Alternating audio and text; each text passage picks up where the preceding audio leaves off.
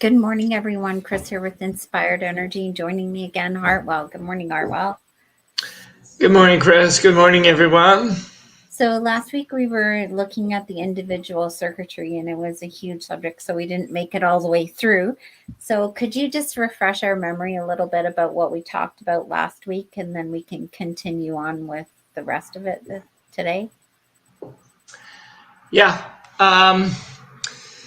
We were looking at the individual circuitry and talking about how the keynote for the individual circuitry is empowerment, which of course differs from the sharing of the collective circuitry and the support of the tribal circuitry.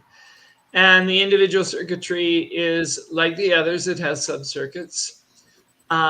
There's the knowing circuit, there's the centering circuit. And we started talking about the knowing circuitry. Um, and when we think of empowerment, we were talking about how empowerment is about the part of life that where we seek mutation, where we seek change, where we seek mutation, romance, tragedy, comedy. All the feeling, the romance of life. When we think of the arts, when we think of its ability to transform us, we're talking about individual circuitry. So that's where we Mm-hmm. got to. And we began by looking at the knowing circuitry, which I think has 9 channels. And for those of you who are now familiar with the body graph diagram, if you think of the sap in the tree, if you think of the middle channels throughout the body graph.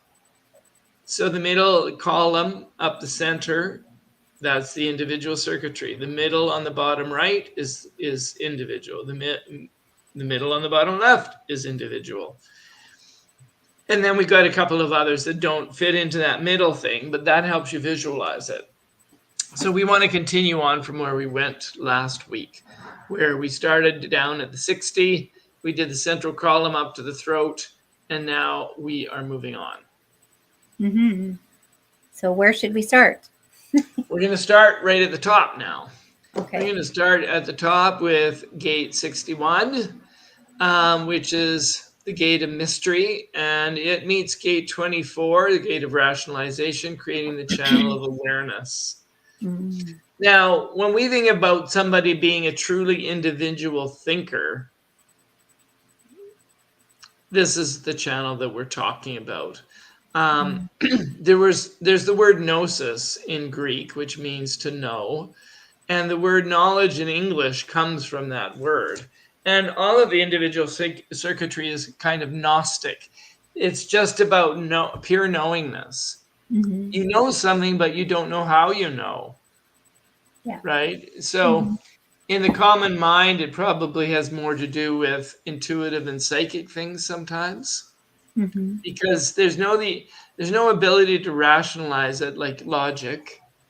And there's no way to say I've come to this because I've learned it through experience. It just arises. Mm-hmm. And so with the channel of awareness here, we have that capacity for satori, that moment of enlightenment that breaks upon the mind, where knowing just happens. And it's the ability of the mind to be transformed. Sounds like an envy channel. Yeah, there's lots of those. Yeah, the 61 has some cool keynotes to it. Mm-hmm. Yeah, one of the keynotes of Gate 61 is occult knowledge, for instance, which fascinates me. Mm-hmm. So each of the 6 lines of any given gate have their own keynotes, which are cool. Mm-hmm. Those are far beyond the scope of what we could ever do on a little 15-minute intro show like Mm-hmm. this. But then we have it continuing. Mm-hmm. So we've got the thought process that has been stimulated and catalyzed by the 6124, the channel of awareness. And now we have the channel of structuring, which is from the 43 to the 23 and gets to the throat. Mm-hmm. This is where whatever comes to you through that Gnostic experience gate 43 is the gate of insight. It meets gate 23, the gate of assimilation. It's kind of like, okay, how do you ramp that down into words that can be expressed in a simple way, that can be Yeah. digestible by people? Mm-hmm. And so when we have that experience of somebody delivering an insight that just changes the way we think, that just kind of spins our head around, it's so Mm-hmm. interesting. It seems, oh my God, that's genius. And sometimes it can be so simply Mm-hmm. expressed. And that's the gift of the 23, you know. Mm-hmm. But, these are called projected channels. Most of the channels in the body graph are projected, which means that we need to wait for the right timing before we offer the expression of those things. Right. I mean, the 4323, if you express your insight without the right timing, then you often come across as like a freak, right? Mm-hmm. But if you are invited, then it's often genius that arises from this channel. The Mm-hmm. things that really stun us in terms of, wow, that makes sense. Mm-hmm. So it's pretty cool.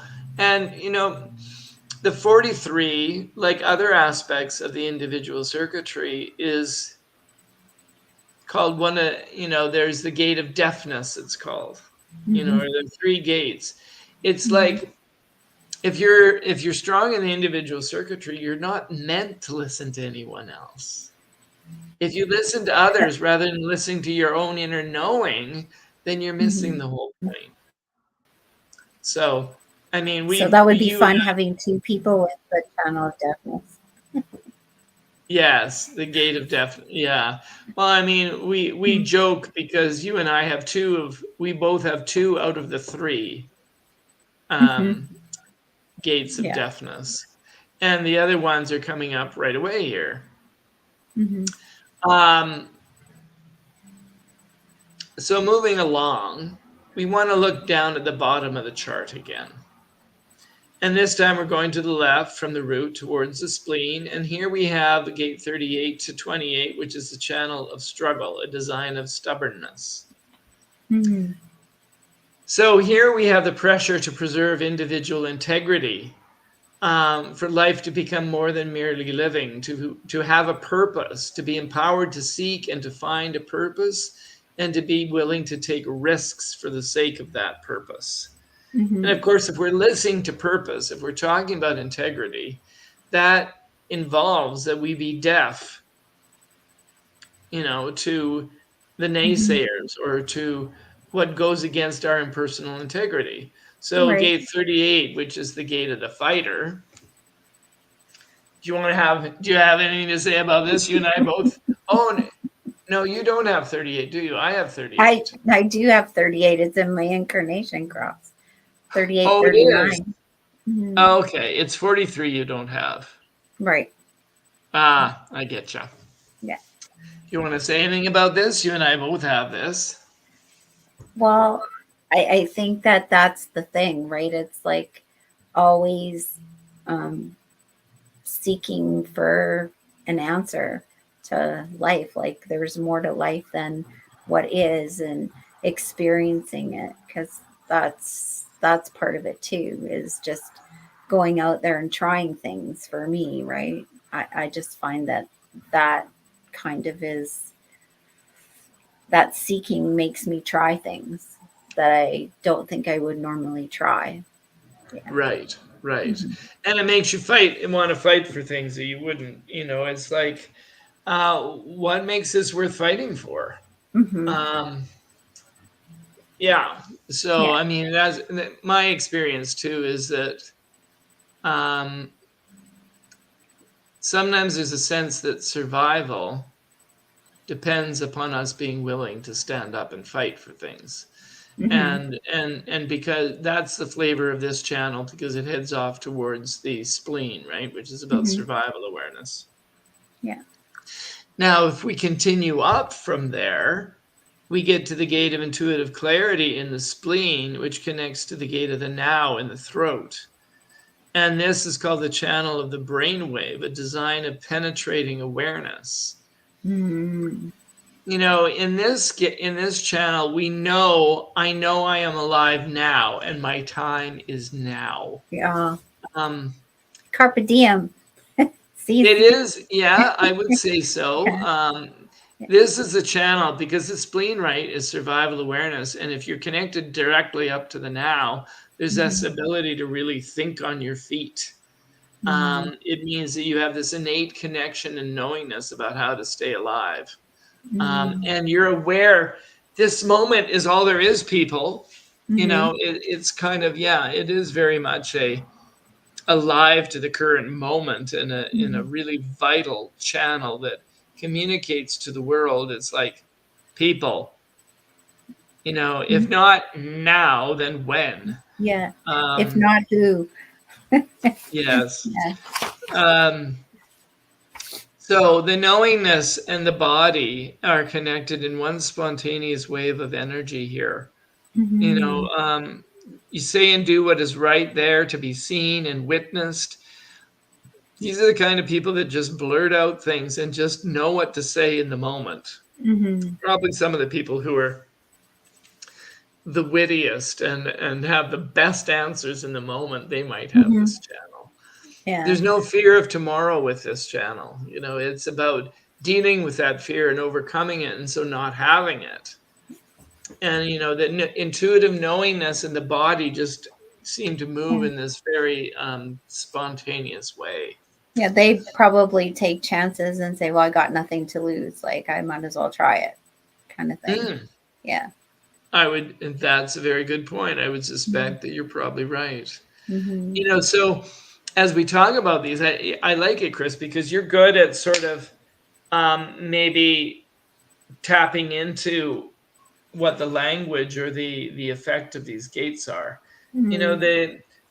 Because these common perspectives that you're pointing to, they're arising from somewhere. They're arising from our design. Yeah. And so this is not just a cold clinical sciencey thing we're looking at here with human design. We're talking about what underlies the patterns of the energy that we experience in everyday life and every person we meet. Yeah, exactly. So, well, that's a good segue into this next channel, which goes from the root off to the right side. And here we have the channel of emoting, a design of moodiness. And it starts with gate 39, the gate of provocation, and hooks up with gate 55, the gate of spirit. And the pulsing on and off of emotions is set in motion here. That the sense of our emotions creating such upheaval in our lives. And this is probably the moodiest of the entire, well, along with this and the next one, these are the moodiest of all of the channels of human design. Well, I like what it says in here about learning how to tease and provoke the desired spirit in others. So it's like, yeah, but sometimes when you have the gate of provocation, you don't provoke the right response. Well, yeah, the thing about the gate of provocation is that what the spirit of the person with the gate of provocation, if they're in a grumpy spirit, they're going to just provoke grumpiness in everybody. So, but if you're in a really great place, like you have it, I don't, but I have the other side. And it's like, there's this funny dynamic between us. It's like, I can have these enormously powerful moments of inspiration, which is the gate of 55. And when you're in that space, everything seems abundant. And everything seems possible. And it's the role of gate 39 to kind of like, let's see what we can provoke here out of spirit. Let's see if we can find the right energy. And, but I use the word right, and I don't like that I just use the word right, because remember, with the melancholy channels like this, there is no right or wrong. If you're in a deep melancholy state, that is often becomes the fuel for the next great creative burst. Right. So if you're melancholy and sad and poopy pants, Hmm. as they say in my family, it doesn't mean that anything is wrong. Right. And I mean, the high point of the wave cannot be sustained. Hmm. So it's interesting here because this is about the willingness to engage in the passion of life. It's a willingness to say, well, is it better to have loved and lost than never to have loved at all? Hmm. This channel answers that question. It says it's agony when you lose someone, Hmm. but it was ecstasy when you had them. And Yeah. so if the price of the agony, if the price of the ecstasy is also the possibility of the agony, Yeah. we'll take it anyway. Yeah. I can relate to that. Yeah. And so Very can much so. I. It's like you go through this roller coaster. Like when you're high, you're like high. Like there's nothing that can get you down. Like people around you, like for me anyways, when I'm in that state, it's like Yeah. nothing gets me down. But when Yeah. I'm down, when I'm melancholic, then it's sometimes hard to shift out of that because you need to go through it until you've moved that energy and you're ready to take it up again. And you can feel the Yes. waves move through you. Like, when we talked about that the other day, definitely there's like a cycle or, you know, you kind of just go Right. with it. And I mean, I can remember, because I'm sort of I grew up with a very counseling role in my family. And I remember being around people who are in the depths of despair. And I'm Hmm. doing everything I can do to kind of try and elevate their spirit. Hmm. Sometimes successfully and sometimes not. Because, Hmm. I mean, remember this, if you've got some of the greatest artists in the world are the ones that create these incredible bodies of art, and then they flame out in their late 20s or something, Hmm. through drug and alcohol addiction. But what they produce in terms of the artistic output is amazing, Hmm. and it moves us. It makes us feel something. And Hmm. so the great thing about the individual circuitry is it makes us feel. Hmm. And for those people who have that individual circuitry, if they're depressed, there's nothing that you can do to help them out of it because it's very individual. They have to come out of it. Hmm.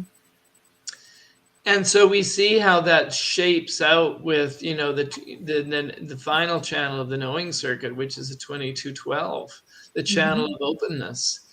Here, the solar plexus is directly connected to the throat, and we have the design of a social being. Hmm. So when that person is on, 22 is the gate of grace, gate 12 is the gate of caution. It's like it means that you can't always be on. Hmm. Your charisma depends upon the wave. When you're in the Hmm. mood to be social, there's nothing more charismatic than this channel. And they Hmm. move us through their voice, because their voice, it's not just what the words mean, it's what is carried on the energy of the voice. Right. So here we have people who can't help but communicate the emotional life of emotion. Is for those people who have this channel, the emotion is ever present. They're Hmm. not going to have a poker face. They're not going to show up in the business world and be emotion free. It's not going to Uh, happen. they're not going to be formless. No. They are Yeah. they're not going to be, yeah, they're not going to be formal. They're not going to be, that the moodiness, the melancholy, the passion, the romance, it's there for Hmm. them to be expressing. Yeah. And these are often our artists and our playwrights who have this Mhm. channel because it's very good with words. Right. But the 12 isn't just ready to kind of jump in automatically. Mm.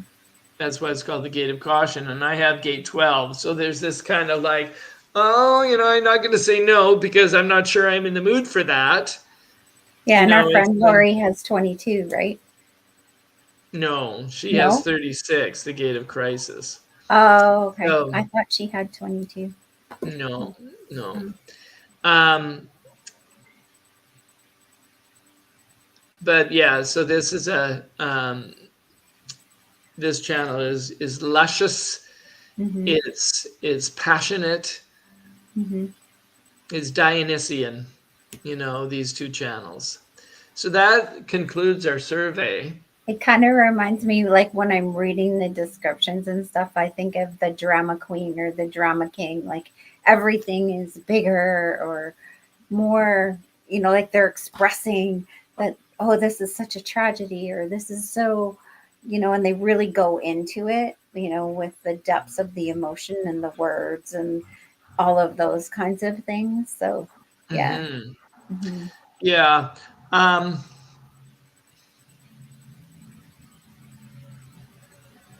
But keep in mind, I think there might be a difference between people who exaggerate for whatever reason and people who, it's like, oh my God, this is so real to them. There's nothing I can say to this because it's so real. Well, I They're get not, that, but I'm just saying they're not other being in people a, do. Yeah. yeah, no, I mean, in my experience, there's a difference between um, people who are living out a very emotional experience and people who are on some level, there feels like there's an artificiality. Um, the moody, a certain kind of moodiness is so genuine and so authentic that there's really no answer for it except to hold space for it. Or that's my Hmm. experience. But Yeah. yes, this very much is, yeah, we have a lot of emotion happening here for Yeah. sure. Like whether we hold space for it or not, the perception of others is that that person is very dramatic. That's what I'm saying. Like they're still expressing it in such a passionate way, right? Like really deeply. And I think you bring out a good point because, if you are, especially if you don't have a lot of, especially if you don't have solar plexus definition, then you may very well have this kind of perplexed and this perplexed attitude towards people with emotional channels. Hmm. It's like, is that really necessary? Yeah. That is, yeah, no, that's, I think, maybe where you're getting to. It's Hmm. like, Yeah. Like some people are just, what is that? Yeah. So, what can we say to wrap all of the individual circuitry up? well, we have a little bit more, but we've wrapped up the knowing Oh, circuitry here today. I don't Um, have any more on my notes. So, no, you don't. Because I haven't made the notes for the rest of it yet. Um, what I would say is that,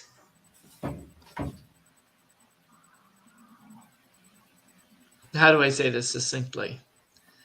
I would say that whatever we have as predominant circuitry has an effect on what we value in life. Human mhm, design, I love human design because it says, okay, there is a value to being tribal and hierarchical and being able to be loyal to your family and to your organization and to your kingdom. And that's the tribal circuitry has a place. We wouldn't have survived as a human species without it. And oh, mhm, look at the value of collective circuitry, which wants to um, share what is learned through logic or through experience and improve and advance our understanding of things in ways that keep us together and keep us talking and keep the social thing going. And it's like, mhm, oh my God, how important is the individual circuitry? hopefully the tribe can understand the importance of the individual, because the individual brings change and freshness and evolution. Right. It's like, let us value each one of these rather than bunker ourselves in our preferred circuitry and in our preferred perspective and somehow devalue the other circuitry. So to me, one of the profoundest thing about reviewing this for myself right now is that whatever circuitry you have, you're attuned to more, of course, but recognize the value of the other circuitry. Yeah, I think that that's really important, is that we're able to look at each other and value what each brings to the table. Right. So anything else that you want to say before we sign off today about what's happening? If you're a watcher of the show and you have things that you're wanting us to offer and you have ideas of what that perhaps could be, then communicate with us. We have a human design course that you can take online now, and we have plans of maybe creating discussion groups and other things in the future. But if you have ideas, we're open to your feedback. Awesome. So with that, we'll say thank you so much for joining us today. God bless, and we'll see you next Wednesday. Bye, everybody.